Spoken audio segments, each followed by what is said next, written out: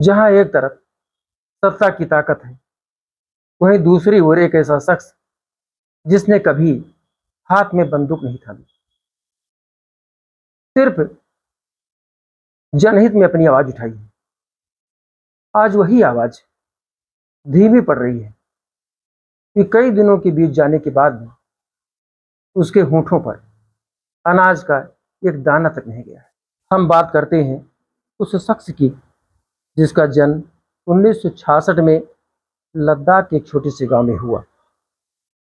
वो शख्स कोई और नहीं, प्रसिद्ध इंजीनियर, महान शिक्षाविद सोनम वांगचुक है। उनके जीवन से जुड़े कुछ कहानियों को समझने के लिए हमें कुछ कदम पीछे जाना होगा।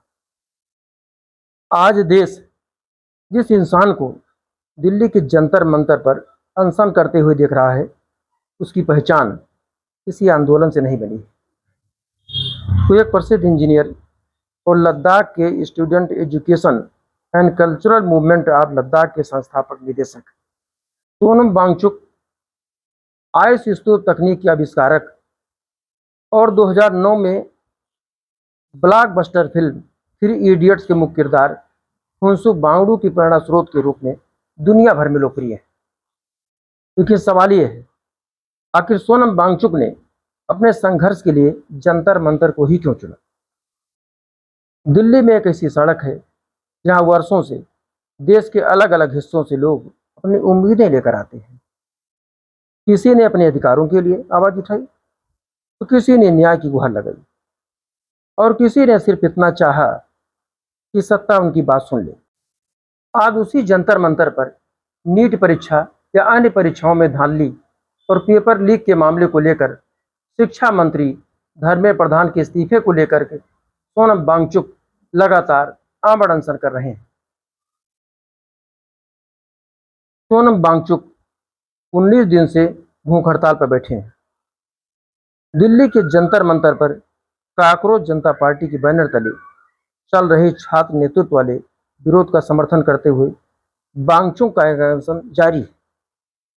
उनकी भूख हड़ताल का तरीका भी उतना ही शांत है जितना कि उनका संदेश।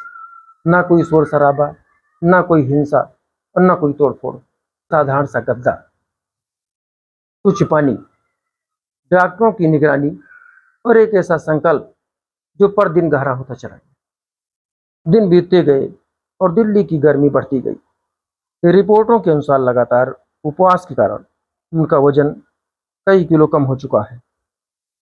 उनकी बिगड़ती हालत को देखते हुए दिल्ली हाईकोर्ट ने प्रशासन को प्रतिदिन मेडिकल निगरानी सुनिश्चित करने का निर्देश दिया है। लेकिन शायद इस कहानी का सबसे भावुक हिस्सा ये नहीं है।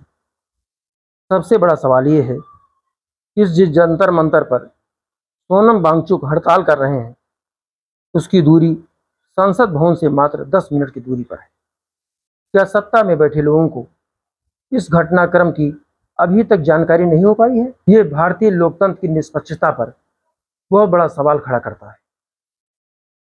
वहीं दूसरी तरफ विपक्ष के बड़े बड़े नेता व अभिनेता कुछ तो सोशल मीडिया के माध्यम से और कुछ स्वयं पहुंचकर सोनम वांगचुक का हौसला बढ़ा रहे हैं।